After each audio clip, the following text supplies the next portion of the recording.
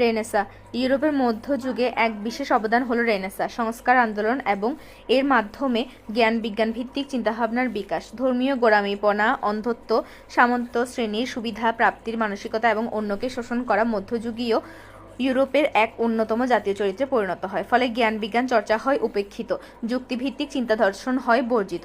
476 খ্রিস্টাব্দে রোমান সাম্রাজ্যের পতন থেকে 1453 সালে তুর্কিদের কনস্টান্টিনোপল অধিকার অথবা 1492 সালে কলম্বাসের আমেরিকা আবিষ্কার পর্যন্ত কালকেই ঐতিহাসিক বা পণ্ডিতরা মধ্যযুগ বলে অভিহিত করেন।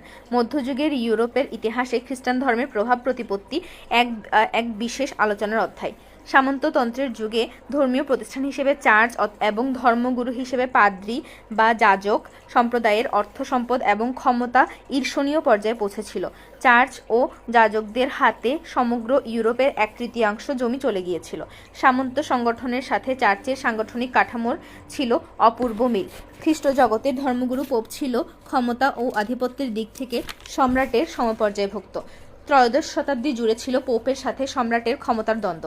এই সময় চার্চের ধর্মযাজকরা অর্থের বিনিময়ে পাপমোচন করত। ধর্মযুগের সামন্ত সমাজের এই ধরনের ধর্মীয় আধিপত্যবাদী চিন্তাভাবনা, গোঁড়ামিপনা, জ্ঞান বিজ্ঞান বিরোধী ধ্যান ধারণার কারণে শুরু হয় রেনেসাঁ ও ধর্ম সংস্কার আন্দোলন। ইংরেজি রেনেসান্স শব্দটির উৎপত্তি হয়েছে ফরাসি শব্দ রেনেসান্ট এবং ইতালীয় শব্দ রিনাসিমেন্টস থেকে। এর অর্থ হলো পুনর্জাগরণ বা নবজাগরণ। রেনেসান্স প্রত্যয়টি দ্বারা ইউরোপীয় সভ্যতার ইতিহাসের মোটামুটি 300 বছর 1300 থেকে 1600 খ্রিস্টাব্দ একটি পর্যায়কে বোঝানো হয়ে থাকে, যখন জ্ঞান বিজ্ঞান শিল্পকলা সাহিত্য দর্শন ও মানবিকতায় এক অভূতপূর্ব নবজাগরণ ইউরোপকে মধ্যযুগ থেকে আধুনিক যুগে উন্নীত করে। মধ্যযুগীয় মূল্যবোধ ত্যাগ করে প্রাচীন গ্রিক ও রোমান ক্লাসিক্যাল দর্শন সাহিত্য শিল্পকলার প্রতি গভীর অনুরাগ ও অনুসরণ এবং ধর্মীয় গোঁড়ামির বাইরে যুক্তিবাদী মননের চর্চা রেনেসাঁ আন্দোলনের অন্যতম বৈশিষ্ট্য। রেনেসাঁ যে একটি বিপ্লব তা মূলত ঊনবিংশ শতাব্দীর কয়েকজন বিখ্যাত লেখক কর্তৃক সৃষ্ট। এদের মধ্যে মাইকেলেট সাইমন্স অ্যাডিংটন এর নাম উল্লেখযোগ্য। রোমান সভ্যতার পতনের যুগ থেকে প্রায় 1000 বৎসর পর্যন্ত ইউরোপ অন্ধকারে নিমজ্জিত ছিল। এ সময় গ্রিক ও ল্যাটিন সভ্যতার অধিকাংশ বৈশিষ্ট্য এবং শিল্প সাহিত্যের নিদর্শন বা চর্চা স্তিমিত হয়ে পড়ে। অতঃপর খ্রিস্টীয় 15 শতকে ইউরোপের মানুষের মধ্যে প্রাচীন সংস্কৃতি তথা গ্রিক ও ল্যাটিন সংস্কৃতি এবং সভ্যতাকে জানার প্রচণ্ড আগ্রহ সৃষ্টি হয়। এই আগ্রহের ফলশ্রুতিতে গ্রিক ও রোমান ধ্রুপদী সাহিত্য দর্শন শিল্পকলা ও সংস্কৃতির বিপুল জ্ঞানভাণ্ডারের দ্বার উন্মোচিত হয়। রেনেসাঁ আন্দোলনের মধ্য দিয়ে ধর্মতত্ত্বের চেয়ে মানবতাবাদী চিন্তা এবং এই সংক্রান্ত সাহিত্য চর্চা প্রাধান্য পায়। এদের মধ্যে দান্তে, পেত্রার্ক এবং বোকাসিও ছিলেন বিশেষভাবে উল্লেখযোগ্য। 14 শতককে রেনেসাঁর সূচনাকাল ধরা হয়। ইতালীয় কবি ও পণ্ডিত পেত্রার্ক এবং দান্তেকে রেনেসাঁ আন্দোলনের অগ্রদূত মনে করা হয়। তাদের লেখনী ও বক্তব্যের মানবপ্রেম, দেশপ্রেম, স্বাধীনতা, প্রাচীন গ্রিক ও ল্যাটিন সাহিত্য দর্শনের গুরুত্ব, জ্ঞান বিজ্ঞান চর্চায় আগ্রহ সবচেয়ে বেশি স্থান পেয়েছিল। পেত্রার্কের জীবদ্দশাতেই 1304 থেকে 74 ইতালীয়রা প্রাচীন রোম ও গ্রিসের হারানো জ্ঞান সম্পদ আহরণে আগ্রহী হয় এবং সেসব প্রাচীন পাণ্ডুলিপি অনুলিখন ও সংগ্রহের জন্য শিল্প গড়ে ওঠে। রেনেসাঁর প্রকৃত মর্মবাণী অর্থাৎ স্বাধীনতা, প্রেম, সৌন্দর্য, প্রকৃতি ও প্রেমের সর্বশ্রেষ্ঠ প্রকাশ ঘটে সম্ভবত শিল্প ও চিত্রকলায়। Raphael, Michelangelo, Leonardo da Vinci রেনেসাঁর সর্বোৎকৃষ্ট উদাহরণ। রেনেসাঁর কারণ, কজেস অফ রেনেসান্স। বিশ্ব ইতিহাসে রেনেসাঁ এক যুগান্তকারী ঘটনা। এটি হঠাৎ করে আবির্ভাব হয়নি, বরং বছরের পর বছর ধরে এর ক্ষেত্র প্রস্তুত হয়েছিল। রেনেসাঁ সংঘটিত হওয়ার পিছনে যেসব কারণ দায়ী সে সম্পর্কে নিম্নে আলোকপাত করা হলো। 1. ভৌগোলিক অভিযান। তুর্কি বিজয়ের পর ভূমধ্যসাগরীয় বাণিজ্য পথগুলো বন্ধ হয়ে যায়। এর ফলে আরব ও ইউরোপীয় বণিকদের আগমনের পথ রুদ্ধ হয়ে পড়ে। অথচ ইউরোপে আরব বণিকদের চাহিদা ছিল প্রচুর। এদিকে ইউরোপীয় বণিকগণ নতুন বাণিজ্য পথের সন্ধান চালায়। স্পেন ও পর্তুগাল সুযোগ পেয়ে যায়। এরই মধ্যে 1492 সালে কলম্বাস আমেরিকা আবিষ্কার করেন এবং ভাস্কো দা গামা আবিষ্কার করেন ভারত উপমহাদেশ। পঞ্চদশ ও ষোড়শ শতকের ভৌগোলিক আবিষ্কার ইউরোপের জনগণের দৃষ্টিভঙ্গিকে বদলে দেয়। 2. মুসলিম সভ্যতার বিকাশ। সপ্তম শতাব্দীর তৃতীয় দশক থেকে পরবর্তী 100 বছরের মধ্যে ইসলামী সাম্রাজ্য ভারত সীমান্ত থেকে জিব্রাল্টার প্রণালী পর্যন্ত বিস্তৃতি লাভ করে। ইসলামী সভ্যতা ইতিহাসে এক গুরুত্বপূর্ণ স্থান দখল করে আছে। মুসলমানদের বিজ্ঞান ও শিক্ষা দীক্ষার কেন্দ্রস্থল ছিল বাগদাদ ও আলেকজান্দ্রিয়া। আরবদের সাংস্কৃতিক প্রভাব ইউরোপে বিস্তার লাভ করে। 1453 সালে ইতালিতে পণ্ডিতদের সমাগম বৃদ্ধি পায় এবং পণ্ডিত ব্যক্তিদের চিন্তাধারাই পরবর্তীকালে জ্ঞানের রাজ্যে প্রেরণা যোগায়, ফলে মানব মুক্তির পথ সুগম হয়। 3. চার্চের প্রভাব।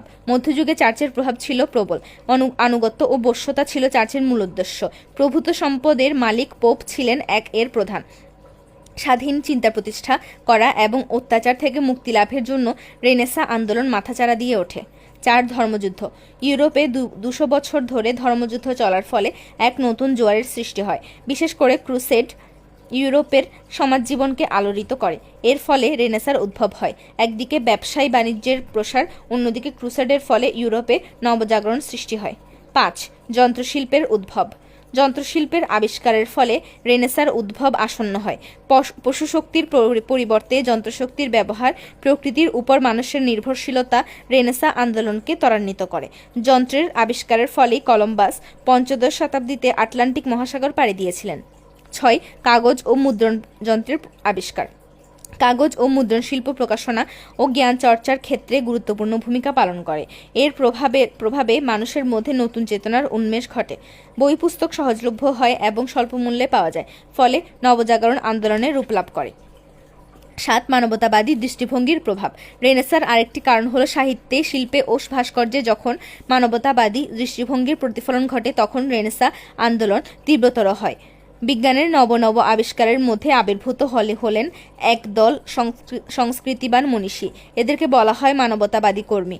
এরা নতুন ভাবধারার ধারক ও বাহক। 8. গ্রিক ও ল্যাটিন ভাষা এবং সংস্কৃতির চর্চা। প্রাচীন যুগে শিল্প সাহিত্য ও সংস্কৃতি খ্রিস্টীয় ধর্মীয় অনুশাসনের সাথে সামঞ্জস্যপূর্ণ ছিল না, ফলে শুরুতে গির্জার অধিপতি চার্চ এর বিরোধিতা করে এসেছিল। কিন্তু মধ্যযুগীয় গির্জা নির্ভর সংস্কৃতি তৎকালীন মানুষের আত্মিক চাহিদা পূরণ করতে সক্ষম হয়নি। তাই সেই সময়কার চিন্তাবিদরা গ্রিক ও ল্যাটিন ভাষা এবং সংস্কৃতি চর্চায় আগ্রহী হয়ে ওঠে এবং তা রেনেসাঁ সৃষ্টিতে গুরুত্বপূর্ণ অবদান রাখে। বাংলার রেনেসাঁ বা নবজাগরণের পিছনে উপযুক্ত কারণসমূহ দায়ী। এর ফলে বাংলায় পরিবর্তন সাধিত হয় এবং সমাজের উপর এর প্রভাব পড়ে। রেনেসাঁ বা নবজাগরণের প্রভাব, ভূমিকা, ফলাফল। মানুষের অবিশ্বাস ও কুসংস্কার দূর করে আধুনিক মানসিকতার জন্ম দেওয়ার ক্ষেত্রে রেনেসাঁর প্রভাব অপরিসীম। পৃথিবীতে Italy, France, England, Spain, Germany ও বাংলায় রেনেসাঁ আন্দোলন হয়েছিল। এর ফলে ব্যক্তির আবেগ, অনুভূতি, আশা, আকাঙ্ক্ষা, অভিজ্ঞতা ও উপলব্ধির পরিবর্তন সাধিত হয়। নিম্নে রেনেসাঁর প্রভাব সম্পর্কে আলোচনা করা হলো। 1. ধর্ম সংস্কার আন্দোলন। ধর্মকে সকল কুসংস্কার তথা অনাচার থেকে মুক্ত করার জন্য রেনেসাঁর প্রভাব অত্যধিক। 16 শতকে ইউরোপে খ্রিস্ট ধর্মকে তৎকালীন কুসংস্কার থেকে রক্ষা করার জন্য আন্দোলন শুরু হয়েছিল। আরও ধর্ম সংস্কার আন্দোলন শুরু হয়েছিল জার্মানি, সুইজারল্যান্ড, হল্যান্ড ও স্কটল্যান্ডে। ধর্ম সংস্কার আন্দোলনের ফলে ইউরোপে ধর্মীয় ক্ষেত্রে আধুনিক চিন্তাধারার প্রসার লাভ করে। 2. আধুনিক রাষ্ট্রের উদ্ভব। পৃথিবীর বিভিন্ন অঞ্চলে আধুনিক রাষ্ট্রের সৃষ্টিতে রেনেসাঁর প্রভাব রয়েছে। এর প্রভাবে পোপ নিয়ন্ত্রিত ধর্মভিত্তিক ব্যবস্থার পরিবর্তে জনকল্যাণমূলক রাষ্ট্রের অভ্যুদয় ঘটে। এছাড়া গণতান্ত্রিক রাষ্ট্র ব্যবস্থাও এর ফলে সৃষ্টি হয়। ইউরোপবাসীরা সমুদ্রগামী জাহাজের মাধ্যমে পৃথিবীর বিভিন্ন দেশে উপনিবেশ করা শুরু করে। এরই ধারাবাহিকতায় পাক ভারতে বিদেশি শক্তির আবির্ভাব ঘটে। ফলে বাঙালি জাতি অত্যাচার অবিচার রুখতে নবজাগরণের দিকে ধাবিত হয়। 3. শিক্ষা ব্যবস্থার পরিবর্তন। একসময় শিক্ষা কেন্দ্রীভূত ছিল যাজক ও অভিজাত শ্রেণীর মধ্যে। মধ্যযুগে রেনেসাঁর প্রভাবে শিক্ষা ব্যবস্থায় পরিবর্তন আসে এবং সকল শ্রেণীর জন্য উন্মুক্ত হয়। ফলে সকল স্থানে শিক্ষা প্রতিষ্ঠান স্থাপিত হয়। এতে করে সকলের মধ্যে নতুন চিন্তাধারার প্রসার লাভ করে। বিদ্যাচর্চার ফলে সকল ক্ষেত্রে এর পরিবর্তন সূচিত হয়। 4. মানবতাবোধ ও সংস্কারের জাগরণ। ব্রিটিশ শাসনামলে বাংলায় নবজাগরণের ফলে মানবতাবোধ ও সংস্কারের ক্ষেত্রে নতুন জোয়ারের সৃষ্টি হয়। শিক্ষিত ও সচেতন মানুষেরা নবজাগরণে অংশ নিয়ে ধর্ম ও সমাজ সংস্কারের কাজে ব্রতী হয়েছিলেন। তারা মধ্যযুগীয় কুসংস্কার তথা কুপ্রথা দূর করতে ব্রিটিশ সাম্রাজ্যবাদের সহায়তা নিতেও কুণ্ঠাবোধ করেননি। 5. সৃজনী শক্তি ও নতুন মূল্যবোধের বিকাশ। বাংলার নবজাগরণ এদেশের শিক্ষিত মানুষের সৃজনী শক্তির বিকাশ ও সমাজের নতুন মূল্যবোধ সৃষ্টিতে অনুপ্রেরণা জুগিয়েছে। এর ফলে জ্ঞান, বিজ্ঞান, শিল্প, সাহিত্য, প্রযুক্তি প্রভৃতির প্রতি মানুষের আগ্রহ লক্ষ্য করা যায়। ফলশ্রুতিতে এদেশের মানুষ নতুন জীবন লাভ করে। আধুনিক জাতীয়তাবাদের বিকাশ। বাংলার নবজাগরণ এদেশের মানুষের মধ্যে আধুনিক জাতীয়তাবাদ ও দৃষ্টিভঙ্গির জন্ম দেয়। পাশ্চাত্য সভ্যতা ও আদর্শ প্রসারের ফলে এখানে কুপ্রথা দূর হয় এবং নতুন জাতীয়তাবাদের উন্মেষ ঘটে। মানুষের মধ্যে আধুনিক দৃষ্টিভঙ্গি প্রসার লাভ করায় এদেশের মানুষ সাহিত্য, দর্শন, বিজ্ঞান প্রভৃতি ক্ষেত্রে অনুশীলনের উপর গুরুত্ব আরোপ করে। স্বনির্ভর হওয়ার শিক্ষা। নবজাগরণ বাংলার জনগণকে স্বনির্ভর হওয়ার দিকে ধাবিত করে। ইংরেজি শিক্ষায় শিক্ষিত হয়ে এদেশের মানুষ উচ্চ পদে আসীন হন। তারা ব্রিটিশ সরকারের সমর্থক ছিলেন বটে, কিন্তু অত্যাচার ও অন্যায়ের বিরুদ্ধে তাদের অবস্থান ছিল। 8. প্রগতিশীল ও গঠনমূলক আন্দোলন। বাংলার নবজাগরণের প্রভাবে দেশে প্রগতিশীল আন্দোলনের সূচনা হয়। বিভিন্ন নেতৃত্বে অংশগ্রহণকারী নেতাদের আন্দোলনের ফলে অধিকার আদায়ে প্রাণচাঞ্চল্য ফিরে আসে। গঠনমূলক আন্দোলনের মাধ্যমে জনমত গঠিত হয় এবং বৈষম্য ও তিক্ততা দূর হয়। এসব আন্দোলন পরিচালনাকারীদের মধ্যে রাজা রামমোহন রায় ও ঈশ্বরচন্দ্র বিদ্যাসাগরের নাম অগ্রগণ্য। 9. হিন্দু সমাজ ব্যবস্থার পরিবর্তন। রেনেসাঁর প্রভাব সবচেয়ে বেশি পড়ে হিন্দু সমাজের উপর। সতীদাহ প্রথা, বিধবা বিবাহ, গঙ্গায় সন্তান বিসর্জন, জাতিভেদ প্রথা প্রভৃতি কুপ্রথা রেনেসাঁর প্রভাবে দূর হয়। অন্যদিকে মুসলিম সম্প্রদায়ের উপরও পরবর্তীতে রেনেসাঁর প্রভাব পরিলক্ষিত হয় এবং মুসলিম সমাজের ইতিবাচক পরিবর্তনে সহায়তা করে। 10. গণতন্ত্রের সূত্রপাত। বাংলার নবজাগরণের সাথে আধুনিক গণতন্ত্রের একটা ঘনিষ্ঠ সম্পর্ক বিদ্যমান রয়েছে। স্বাধীনভাবে মত প্রকাশের ক্ষমতা তথা স্বাধীন চিন্তাধারা বাংলার জনগণের মধ্যে ঐক্য, শৃঙ্খলা ও সংহতির জন্ম দেয়। এর ফলে এদেশের মানুষ সমাজনীতি ও রাজনীতিতে নিজেকে সম্পৃক্ত করার সুযোগ লাভ করে। উপর্যুক্ত আলোচনায় দেখা যায় পৃথিবীর বিভিন্ন দেশে রেনেসাঁর প্রভাবে মানুষের মানসিকতার পরিবর্তন হয়ে আধুনিকতা প্রসার লাভ করে। ধর্ম, শিক্ষা, সামাজিকতা প্রভৃতি সকল ক্ষেত্রেই সংস্কার সাধিত হয়। এর ফলে উদারনৈতিক চিন্তাধারার জাতীয়তাবাদ ও গণতন্ত্র বিকশিত হয়। তাই রেনেসাঁ বা নবজাগরণের মূলে রয়েছে ব্যক্তি স্বাধীনতা ও বৈজ্ঞানিক দৃষ্টিভঙ্গির প্রসার।